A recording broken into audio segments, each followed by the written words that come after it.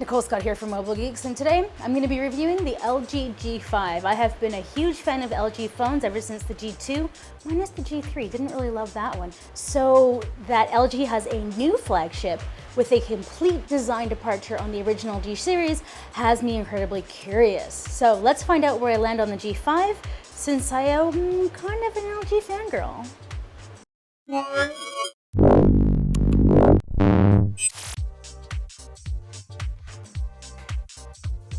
The LG G5 has a 5.3-inch QHD display, a Snapdragon 820 processor with 4GB of RAM, and we have a unibody aluminum design with the power button and the fingerprint sensor on the rear. We also have a dual camera setup with a 16-megapixel shooter accompanied by an 8-megapixel wide-angle lens at 135 degrees. On the bottom, we have a USB Type-C connector and a single speaker. There's actually a button where you can pop off the bottom and interchange it for different modules. So why don't we start off with the display? It's 5.3 inches, which is non-standard, but I really actually quite like it. If you kind of hold it in your hand, it's a very good size for people with big hands to be able to use it with one hand. And if you are kind of on the smaller or more average size hand range, it's a little unwieldy to use with one hand, but it's still not impossible. I like that the QHD display is 2560 by 1440, so it's very nice and sharp. The text is really beautiful when you're watching media. It definitely stands out. Now, this is an LCD display and it's not AMOLED. Its colors are very accurate and it's nice and bright, but it's not like an AMOLED display that has oversaturation and kind of that poppy 3D effect. They've definitely picked a beautiful beautiful panel on this device, but it's definitely not that kind of oversaturation that we have with AMOLED. Now, talking about design, I'm going to be honest with you guys, I'm not all that keen on the way that this phone looks. I think that the dual camera is my favorite thing about this phone, but having said that, it doesn't look that sexy. It kind of looks like a Minion. Design-wise, they went with this chin at the bottom because this comes off like it's modular, and then we have this black curved aesthetic there. You see that kind of swoops back. They did that because they think it's a more beautiful design. The LG G5, which is a complete departure from the G series, and they've even removed the volume button from the back. And to be honest with you, I am not all that keen on the build of this device. I don't think I'll be using it as my handset, even though I'm in love with the camera, because I do know that it's all metal and that they've painted on the color in the same way that a car gets painted. So the car is definitely made of metal, but then it's kind of got a paint job on top of it, which makes it feel cheaper, but it's still a very good construction. Having said that, can you hear this? The button sounds cheap and it feels cheap. There's sharp edges kind of around this silver band, and then when we walk around the system, this edge is also sharp, right? So it adds to the grippability of the phone having sharp edges on the side, but in some way, to me, it almost feels like it's unfinished. And you have this not so premium feeling paint job, I guess, and then a cheap feeling button, and I'm just not that on board with the overall feeling of the phone. I feel like it's not as well built. It definitely doesn't feel as durable as, say, the HTC 10, which feels like a tank. It's heavy, 191 grams. This is I think 161, right? So I mean, yes, it's lighter and less substantial feeling, and it makes me honestly a little bit afraid. And then you see, I saw on Twitter that my friend Chris dropped his, and then you get that kind of oh, that's what it looks like when you drop it. So that's another terrifying thing for me.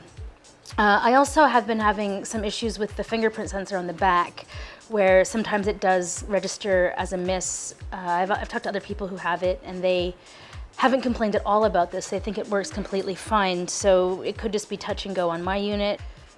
Now, one thing that I do have to mention about the display is I do like it, but I am filming this video outside, right? So they have the always on, which is a really great option, but when your display is black, like you're seeing here, you get all of these reflections, right? Because it's not as if the light from the back panel is allowing you to see stuff. So I don't actually think that the always on display, if you're using it outside, this is even an overcast day, I don't actually think it's that useful.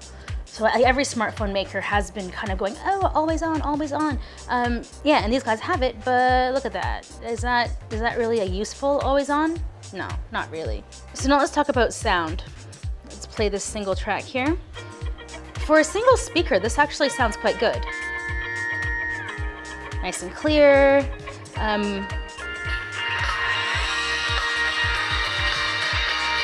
I think it starts to sound a little bit distorted when you push it all the way to the top.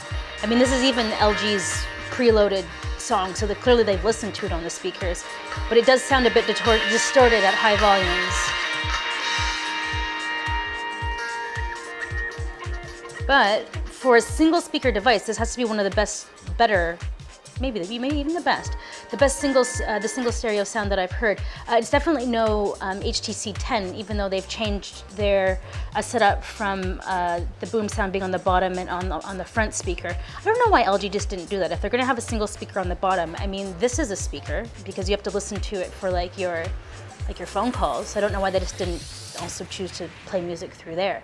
Let's talk software. LG has done a pretty decent job on cleaning up the bloatware, making it kind of nice and light. I do like it. It's not a huge departure, apart from when you realize there's absolutely no app drawer. So they've made the decision, probably because Nexus N is meant to not be coming with an app drawer. The back end is very similar to what you might know from previous devices. But what gets interesting is I don't like this no app drawer setup because there's no strong search capability. So you can tap here, and then let's change things up because you can actually, I've downloaded this through LG Smart World. Now I had to look up online how to do this, and then I couldn't find Smart World. And this is when I realized that LG didn't do a good job of implementing the no app drawer, because if you want to search for an app, like say you've loaded one onto your computer or onto your phone, and then you're like, oh, what app is that? So I can be like, Line, right? I'm using Google, right? And then you'll see here that Line shows up as an installed app, and then I can open it there.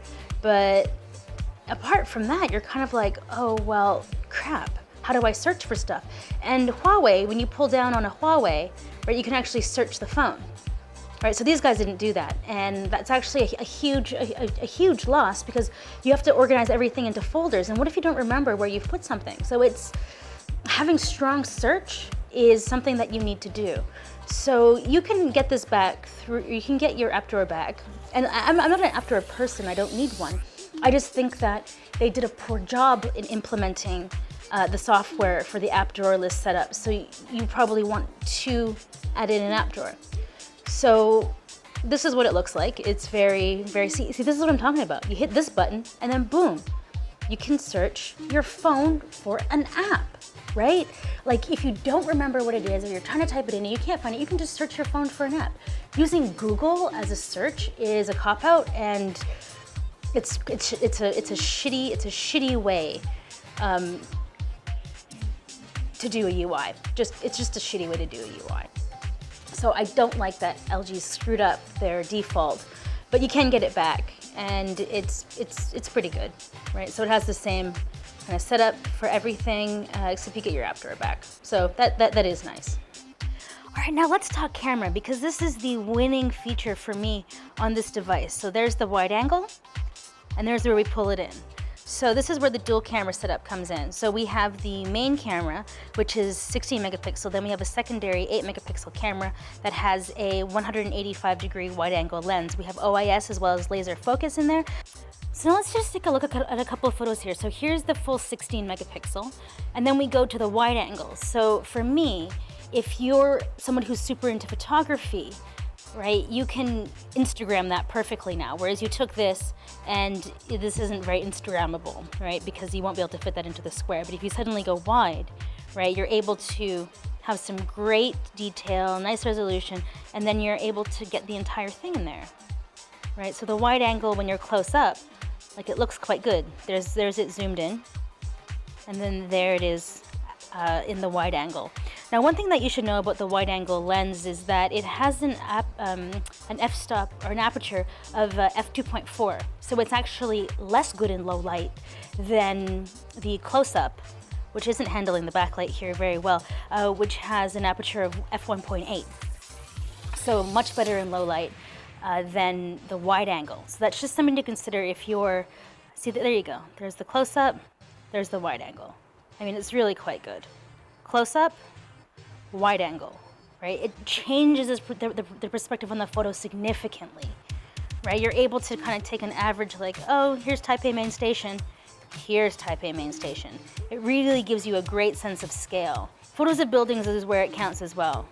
Wide angle, the entire Sogo, or just that, right? So there we go, there's the entire building, or just there. Significantly different. If you're doing a lot of Instagram, suddenly you have the whole building, whereas here you can't. Here's an example of a low light photo, and I think they've done an excellent job. So now I've used the close-up lens, not the wide angle, because like I mentioned, better low light photos with the close-up than the wide angle. But you have some great detail on here. Now this is a photo of a light, right? Look at that. Zoom right in. You definitely have some great, you can even see the light's dirty there. So now one thing that I do have to mention is their front-facing camera looks all right. So there I am. This looks pretty good.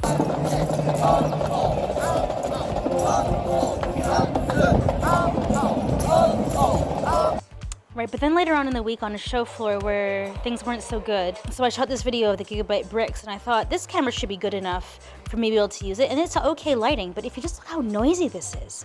So when it comes to battery life, I'm seeing between 3 hours and 15 minutes and 4 hours of screen on time. That is like mixed media use. So a couple of phone calls, yes, I still do voice, where it sounds quite good. Lots of photo taking, a music listening, Facebook, Line, a little bit of WhatsApp, and yeah, just some general email. So I'd say like general average use, I'm definitely getting through the day with around 3.5 hours screen on time. So where do I land on the LG G5? I love the camera.